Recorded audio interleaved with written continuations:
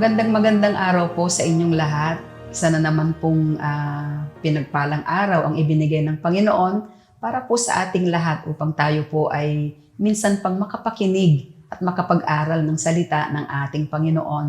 Alam po natin kung gaano kahirap ang buhay sa panahong ito dahil po sa pandemic at ang iba't ibang mga suliranin na pilit po na talagang umaatake sa buhay ng maraming tao. Kaya dahil po dyan ay mainam na tayo po ay makasumpong ng kapayapaan, makasumpong po tayo ng kagalakan, makasumpong po tayo ng katatagan at tunay na pag-asa sa panahon po ng kagulumihanan. At ang salita po ng Diyos ay may maraming pangako ang Panginoon sa kanyang salita, na sa kanyang salita ay masusumpungan natin ang mga magagandang bagay, mga mabubuti, kahanga-hanga, at kamanghamanghang bagay na inilalaan ng Panginoon para po sa ating lahat.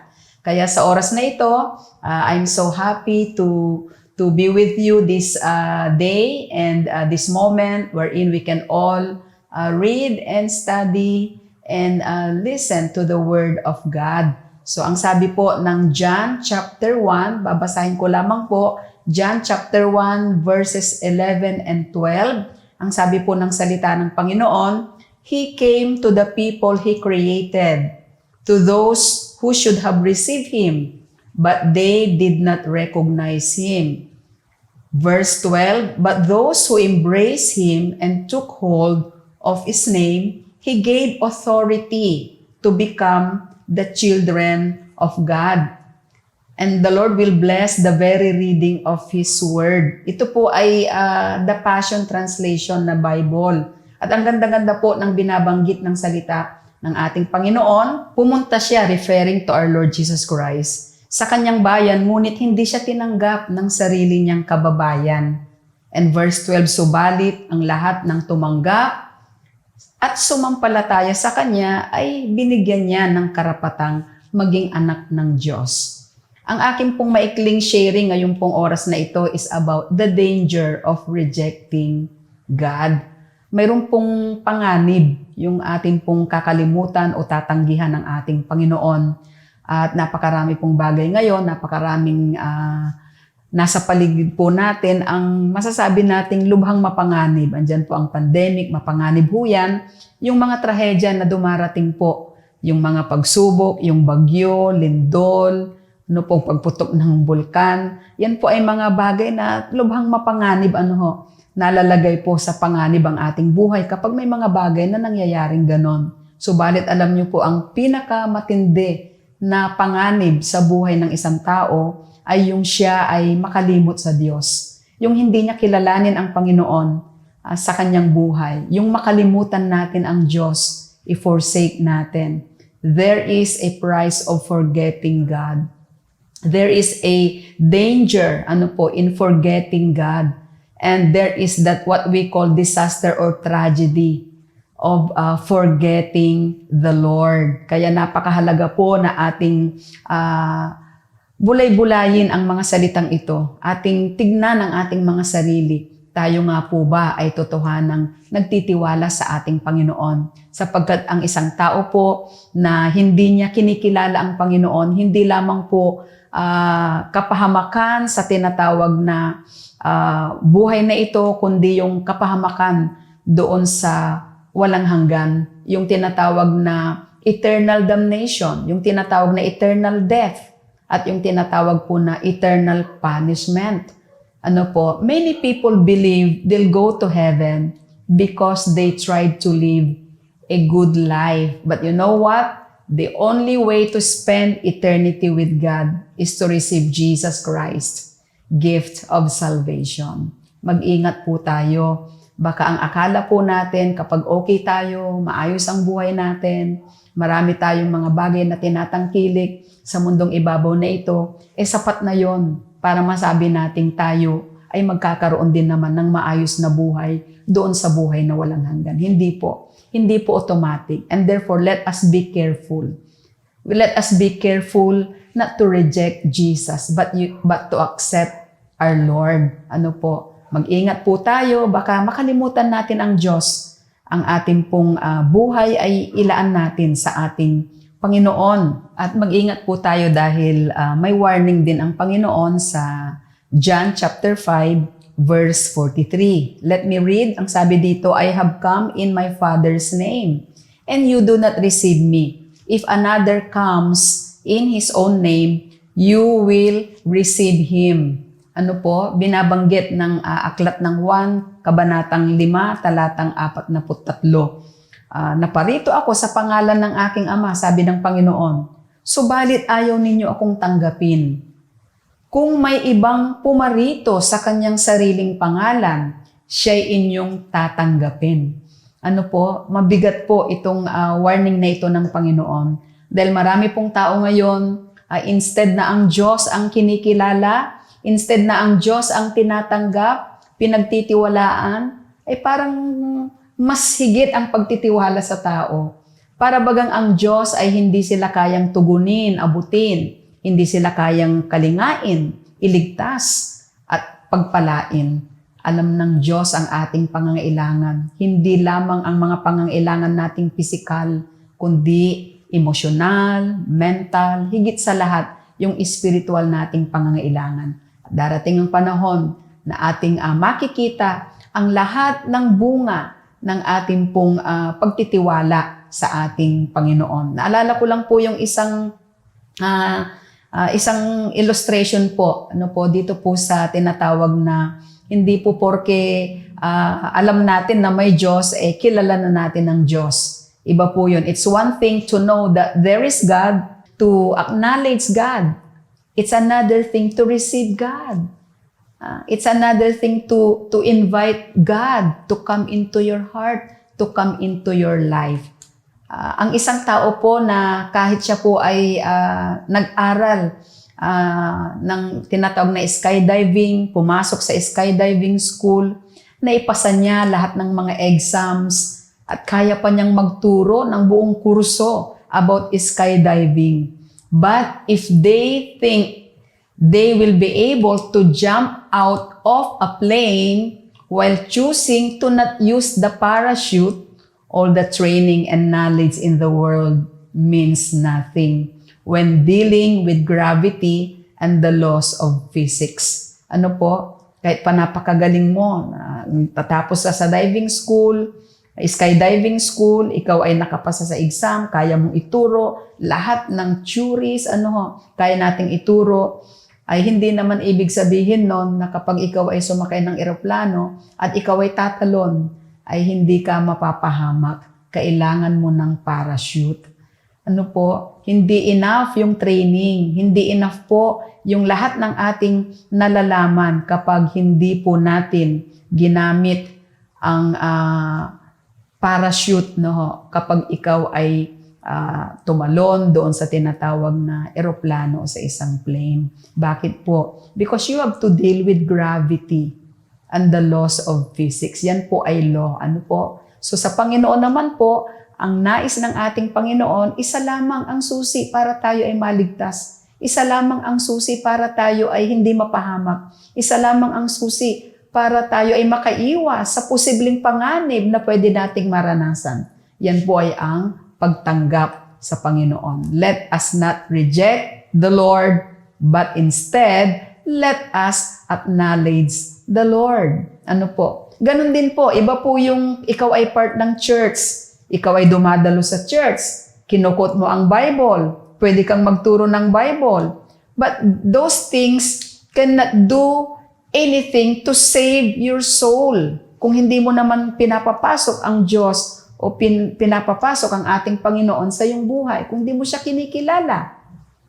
You've never made the commitment to follow Jesus Christ as your Lord and Savior.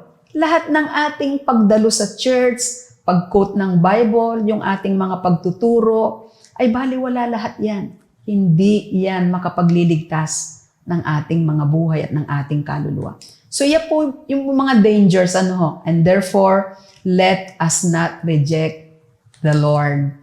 Huwag ho nating tanggihan ang ating Panginoon. So una, makikita po natin yung those who reject Him. That's number 1 point na gusto ko pong bigyan ng diin. Sabi kasi ng John chapter 1, He came to the people He created to those who should have received Him, but they did not recognize Him. Alam niyo po, rejecting God means you are not good enough to deserve anything from God. Ano po, huwag tayong umasa na makakatanggap tayo ng mga magagandang bagay mula sa Panginoon kung di naman natin siya kinikilala. Hindi natin siya nire-recognize, in-acknowledge sa ating buhay. Hindi natin siya tinatanggap. Hindi natin siya pinagahari sa ating buhay. And your sin is rebellion that alienates you from your Creator. Alam niyo po, ang kasalanan ay andyan pa rin sa buhay natin kapag hindi po natin ni-recognize, in-acknowledge ang ating Panginoon. Kapag hindi po natin siya kinilala sa ating buhay. Kaya ang Diyos ay napakahalaga na nasa puso at nasa buhay ng isang tao. Another danger, rejecting God means your good works aren't enough to get you into heaven because your transgressions remain unforgiven. Kahit anong mabuting bagay ang ating gagawin, ay hindi pa rin sapat yan. Marami po kasing tao ngayon, parang lalo na ngayon, panahon ng pandemic, tumutulong sa kapwa. That's a very good thing. Napakagandang bagay po niyan. Lahat nga dapat ay mayroong ganong puso. Lalo na yung mga maraming pera, lalo na yung mga talagang andyan sa tinatawag na katungkulan, na sila ay mayroong kapangyarihan para tumulong, magbigay ng ayuda, at gawing mabilis ang pagtugon sa pangangailangan ng tao.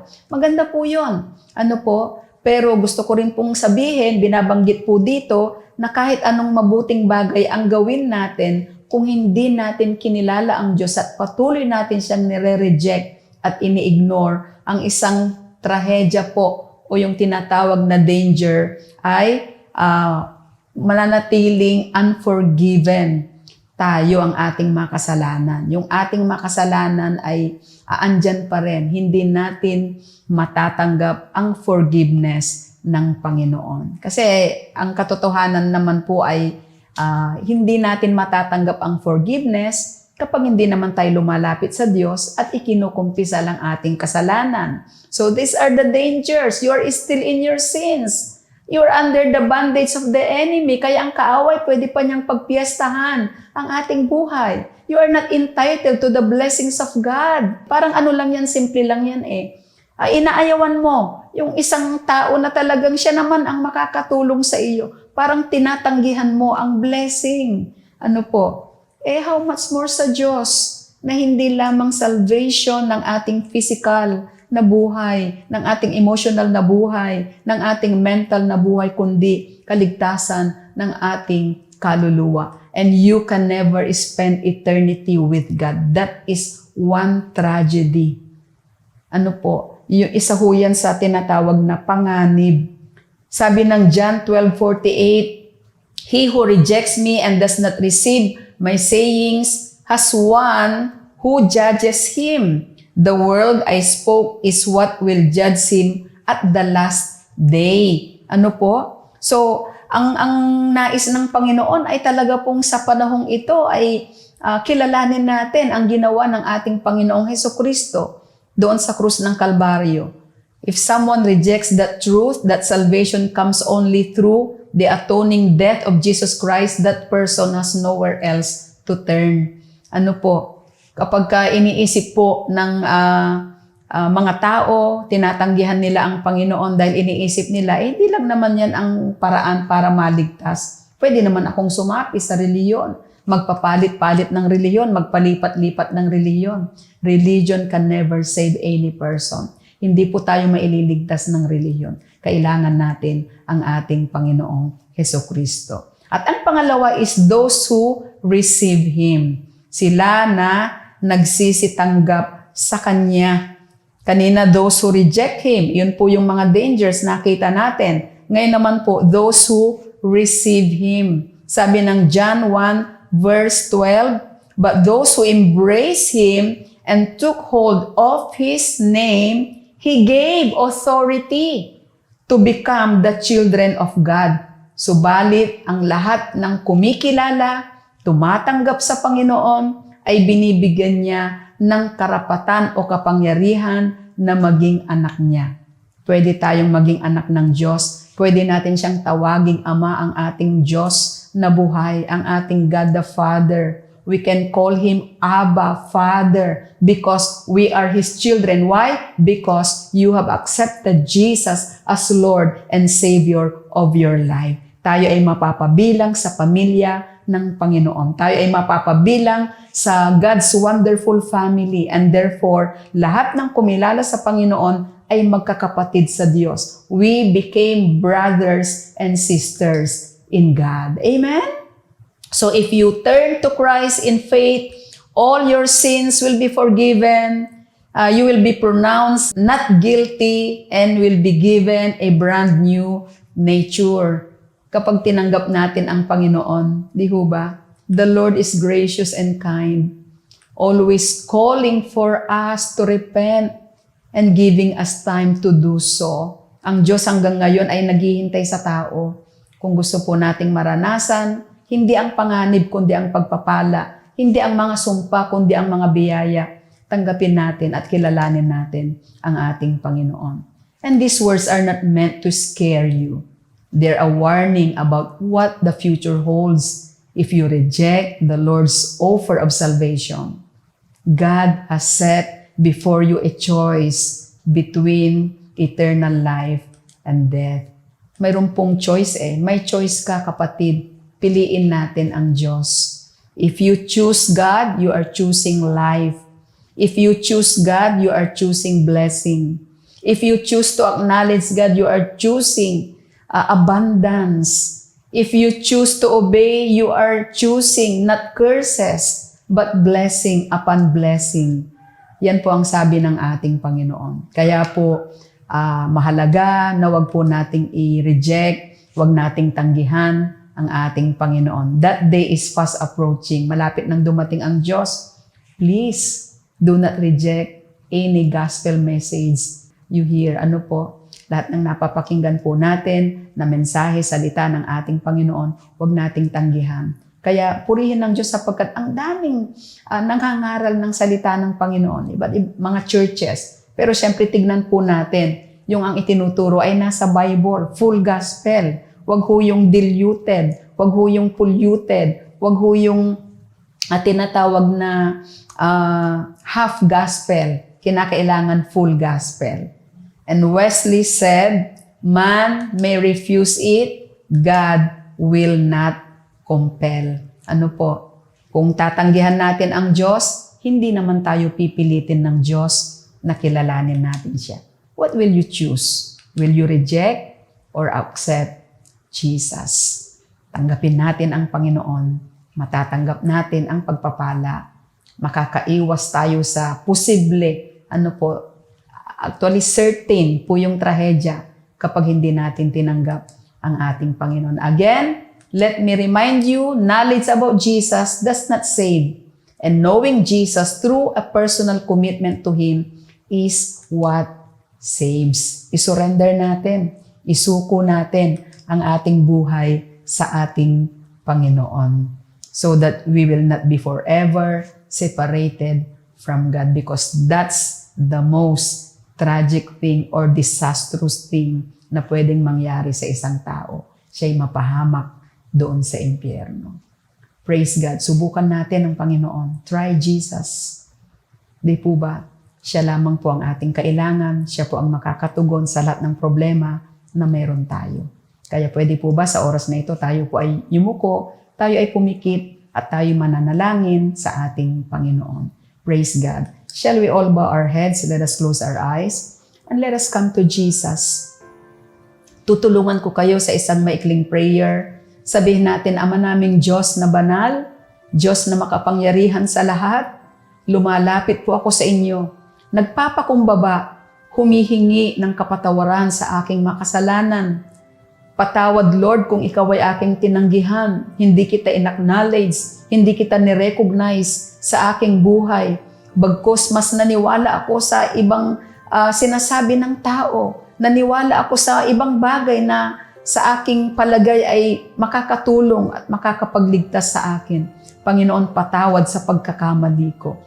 I'm sorry, Lord, for rejecting you. I'm sorry for not acknowledging your name. I'm sorry, God, for not recognizing you as my Lord and God of my life. Forgive me, Lord. Patawarin niyo po ako. Gawin niyo akong karapat-dapat sa iyong harapan. Ang aking puso ay aking inilalagat sa iyo. Ang aking buhay, ang aking pagtitiwala, ang aking pananampalataya ay para lamang sa iyo. Maraming salamat. Inaangkin ko ang iyong pagpapala. Inaangkin ko ang iyong pagliligtas. Inaangkin ko, Panginoon, ang iyong pagpapalaya. At inaangkin ko ang kasaganaan at tunay na katagumpayan at buhay na walang hanggan. Ito po ang aking panalangin. Sa pangalan ni Jesus, manatili po tayong nakayuko, nakapikit sa oras na ito. Ako na lamang po ang mananalangin. Marami pong salamat, Panginoon, sa lahat ng nanood, nakinig, nagbigay ng oras sa pag-aaral ng iyong salita. Kilala mo sila more than they know themselves, Lord. You know what is in their hearts. You know their needs, Lord. Alam mo ang lahat ng kanilang mga kailangan. Alam mo ang tinitibok ng kanilang puso. Alam mo ang dinidesire ng kanilang puso. Alam mo yung panganib na nagbabanta sa kanilang buhay sa mga oras na ito. Panginoon, ang aking panalangin, ingatan mo ang bawat isa. Pagpalain mo sila. Palakasin mo sila, Panginoon. At ituro mo sa kanila ang iyong mga salita. Maranasan nila ang mga pangako mo na ikaw ang Diyos na tapat na magbibigay ng aming mga pangangailangan, magkakaloob ng aming mga pangangailangan. Maabutin mo po sila. In Jesus' mighty name, provide for all their needs, Lord, as what you have promised, that you are able to bless us even beyond measure kung kami lang ay magtitiwala sa iyo. Napakamakapangyarihan mo. Paggagalingin mo rin sila sa kanilang mga sakit at karamdaman. Kaya mong tunawin ang mga life-threatening diseases sa kanilang buhay. Ibangon mo sila sa banig ng karamdaman at matanggap nila ang kompletong himala galing sa inyo. Salamat, Panginoon, at ikaw ang magligtas ng kanilang pamilya. Buklodin mo sila ng iyong pagmamahal. Lahat, Panginoon, ng nakasama namin na totohanang tumanggap sa iyo. God, you know them so well. You are greater than their hearts, and therefore today I pray that you touch them, Lord, and bless them and bind them with your love as a family. Maghari ang pagmamahalan, maghari ang pag-uunawaan, maghari ang pagtutulungan. Maraming salamat. Magtatagumpay sila, Panginoon. Itatawid mo sila, Panginoon, sa pandemic na ito. They will experience, oh God, your salvation, and they will experience your goodness. I-bless mo sila, Panginoon, at ganun din, i-bless niyo po na patuloy ang aming bansang Pilipinas. Pagalingin niyo ang aming bayan. Let your healing mercies, Lord, be upon our nation. At hipuin mo ang aming mga namiminuno sa aming bansa, ang aming Pangulo, Pangalawang Pangulo, at lahat ng nasa executive, legislative, and judicial branches ng aming pamahalaan hanggang sa provincial and local government units po namin. I-bless mo sila, i-touch mo sila, ilagay mo ang banal na takot sa kanilang puso, gawin nila ng may katapatan, may totoong pagmamalasakit at pagmamahal ang kanilang tungkulin na sinumpaan sa sambayan ng Pilipino. God, wasakin niyo ang lahat ng bagay, elemento na magdudulot ng panganib sa sambayan ng Pilipino. Wasakin niyo, Panginoon, ang lahat ng korupsyon. Wasakin niyo ang greed, ang covetousness. Wasakin niyo, Panginoon, and put an end to this pandemic. In Jesus' mighty name, we destroy and we rebuke even life-threatening diseases, sicknesses, illnesses, in the name that is above every name, the name of Jesus. Even COVID-19, you are a name and you have to bow down in the name of Jesus. And Lord, we are claiming a COVID-free Philippines. We are claiming, Lord, a blessed nation, a blessed Philippines, because we say and declare that Jesus is Lord over our family, over our loved ones, over our beloved nation, the Philippines. To you alone we give the praise and the glory. This is our prayer in Jesus' mighty name. Amen and amen and amen. Magandang araw po muli sa inyong lahat. Pagpalain po tayo ng ating Panginoon.